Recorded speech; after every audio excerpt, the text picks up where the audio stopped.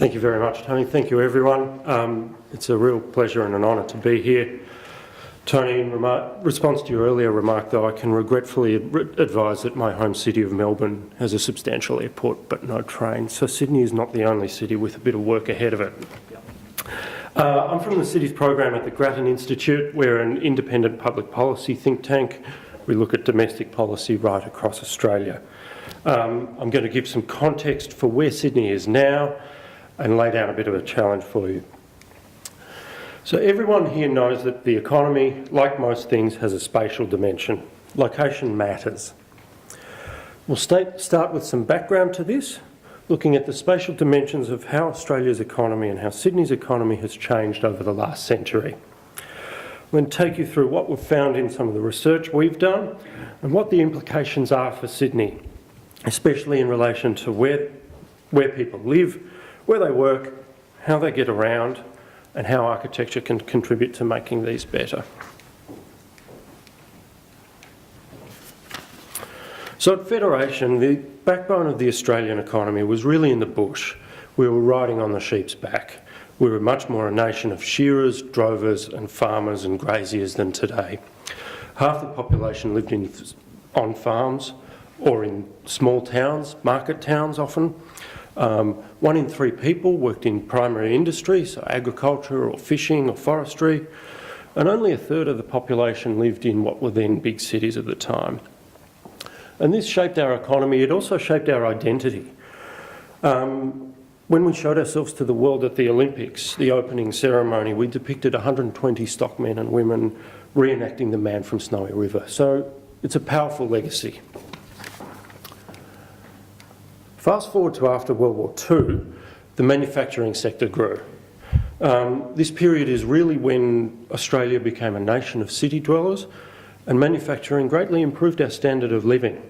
So 1 in 4 people worked in the sector, almost a third of our national income was generated, and all of a sudden we have 60% or more of the population living in cities.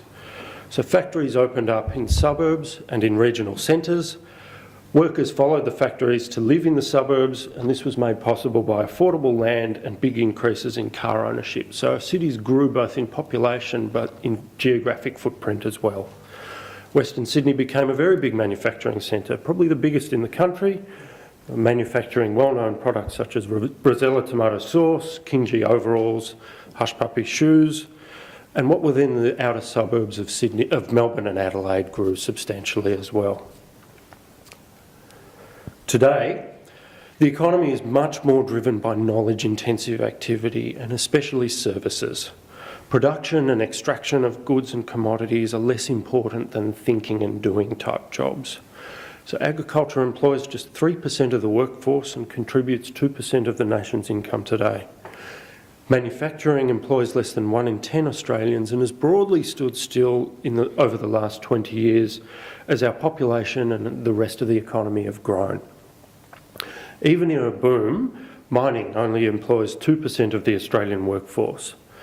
And meanwhile, employment in fields such as healthcare, finance, insurance and professional services has grown rapidly in recent decades.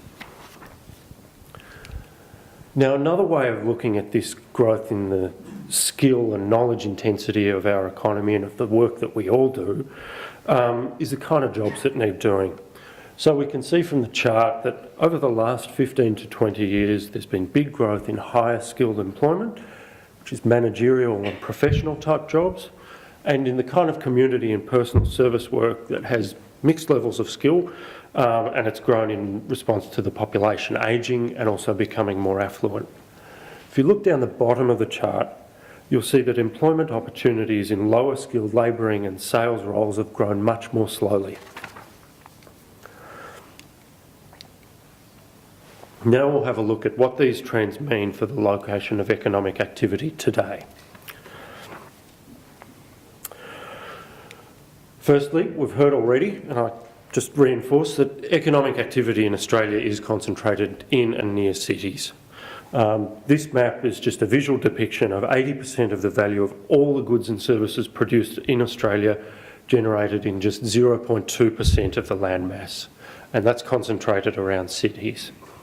Sydney, for example, produces $275 billion of goods and services a year, which is about 3/4 of the New South Wales economy.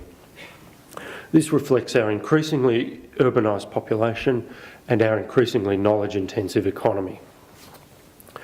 But economic activity is not just concentrating to cities. It also concentrates within cities. So the Sydney CBD, for example, produces $64 billion of goods and services a year, which is about 1/4 of the Greater Sydney economy. Sydney and Melbourne CBDs represent 10% of the whole national economy in just 10 square kilometres. You can see from the map that areas with other higher levels of economic activity include North Sydney, Mascot near the airport, Pyrmont, Ultimo, St Leonards and Macquarie Park. And here in Parramatta and down the road in Homebush Bay are also secondary centres of economic activity. Most parts of the city though, for instance large spaces to the southwest, produce comparatively lower levels of economic activity. And the jobs in these areas mostly provide services to the local population: hairdressers, teachers, shop assistants and so on. One of the things that's worth thinking about though is that the economic dominance of the Sydney CBD, and we see this in all of the large Australian cities, it's not just about lots of jobs meaning lots of production. That 1/4 of the Sydney economy is coming from about 13% of Sydney's workforce. And that happens because knowledge-intensive workers are more efficient and more productive when they're located near each other. So we've seen that the economy is becoming more knowledge-intensive, and the more knowledge-intensive a job is, the more important it is to get the best person for it. So CBD employers have a deeper pool of employees to choose from because of the way public transport and especially trains radiate to and from the CBD, other transport connections as well. And in addition, businesses need to connect with customers, with suppliers and with partners if they're to succeed. So being located physically nearby makes this possible. So you see this phenomenon in the CBD for finance and insurance and professional services, the way pharmaceutical businesses congregate around Ryde, or the growth in other secondary businesses services in Parramatta and Homebush Bay. So one thing I'd just ask you to take away from this is that the kind of businesses and jobs that sell to the whole city or to the nation or even to the world actually concentrate in a very small number of areas across the city. The other thing to note is, notwithstanding some trends, is the gulf between the CBD and everywhere else in terms of the amount that gets produced. So that's where the economy is in terms of economic value and production of goods and services. Now I'm going to look at what this means for jobs, where people live and how we get around. So it's not going to be any surprise from what we've just seen that job growth is concentrated close to city centres. We mapped where employment has changed between the last two Australian censuses in 2006 and 2011, and in Australia's 5 largest cities, more than half the employment growth occurred within 10 kilometres of the CBD. So these statistics demonstrate how the forces pushing employment growth towards city centres are very powerful. We've heard a little bit about population growth, and it's worth really highlighting this next point, where on the right-hand side of the chart we see that over the same period, more than half the population growth in Australia's 5 largest cities occurred more than 20 kilometres from the CBD. Essentially, just as the economy is becoming more knowledge intensive, which puts a premium on location near city centres, population growth has largely continued patterns of settlement that arose in the second half of the 20th century when the manufacturing economy was much stronger. The result, a big and growing mismatch between people and jobs. While Parramatta is very strong, for example, Western Sydney as a whole has seen substantial population growth in recent years, but hardly any private sector employment growth. This gap between people and jobs means, unsurprisingly for many people, access to jobs is relatively poor. We looked at the proportion of the jobs across a whole city that people living in different parts of Sydney can access in a 45-minute car trip, and here in a 60-minute public transport trip. For both modes of transport, access to jobs in outer areas are poor. The lightest shaded areas have the worst access to jobs. This is bad when one of the main reasons people live in cities, that we all congregate together, is for the opportunities that it presents to connect with jobs and to connect with other people. This poor access to jobs, it's bad for material prosperity and opportunity. People in areas with worse access to jobs experience lower incomes, less capacity to grow their skills. They're much more vulnerable in a downturn. It's also bad for the economy, with employers being unable to get skilled workers at a time when skills are at an increasing premium. Perhaps most importantly, though, it's also bad for family life. There are many people living in outer parts of Australia's large cities that either have to forego work that makes the most of their skills or endure long commutes that cut into family time. On one hand, more than 1 in 4 commuters in Australia's big cities spend more time commuting than with their children, which is really quite staggering. On the other hand, many people caring for children can't do those long commutes, and this cuts them off from employment or means that they can't make the most of their skills. In our upcoming book, we profile a woman living in the outer suburbs of Melbourne. She has PhD, substantial experience as a public health researcher, before she had children and moved further out from the city, which was something dictated in part by the housing market. She had, a fantastic track record, real contribution. She's had to give that up because the long commute to her knowledge-intensive job in the city centre didn't work with childcare hours and with her role as a parent. And she's now teaching sewing classes for half a day a week at the local primary school. So she's not making the most of her skills. This means the woman and her family are losing out, and we're all losing out as a community. We don't benefit from these skills in public health, the knowledge she generates in the more skilled role, even the additional taxes she would pay. So what can we do about this? What can help? I think the first thing is, don't pretend that the forces that concentrate economic activity and job growth close to city centres aren't real. It'd be better for everyone if there were a geographic distribution of good, well-paid jobs that matched the spatial distribution of where people live. It's not the reality anymore, though. Businesses locate where they do for good reasons. All those businesses locating in the CBD are locating there in spite of some pretty substantial downsides. High rents, expensive and difficult parking, heavy traffic. So it's very difficult to order the economy around to match the geographic distribution of people, no matter how much we would like to. One thing we can do is improve transport connections,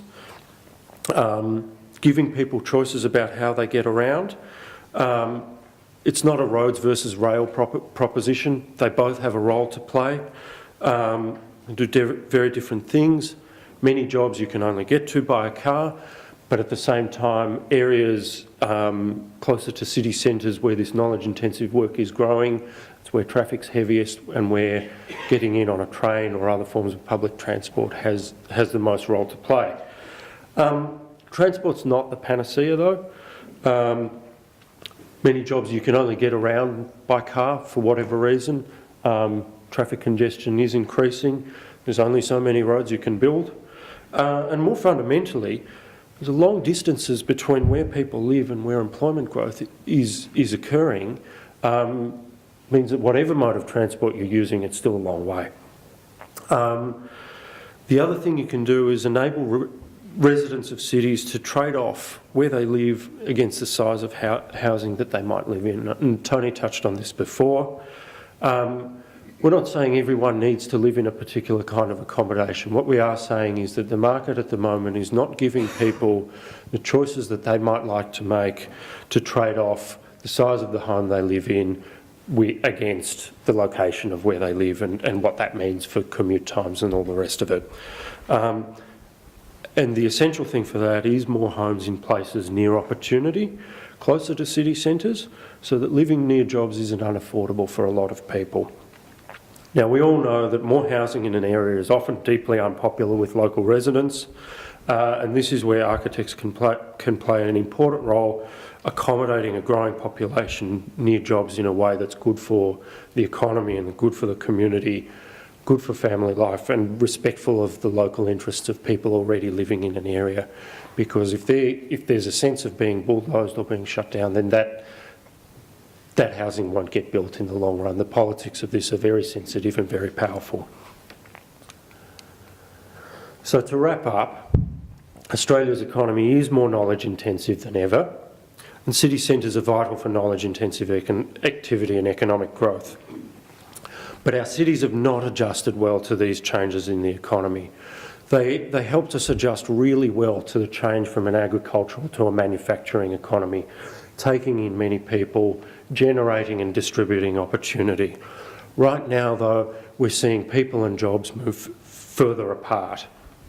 This is bad for the economy, it's bad for opportunity, and it's bad for family life. However, housing and transport policies can support, or as we've seen, can hinder access to jobs, choices for both employers and employees, and choices for families. And good architecture has an incredibly important role to play in making that possible. So thank you.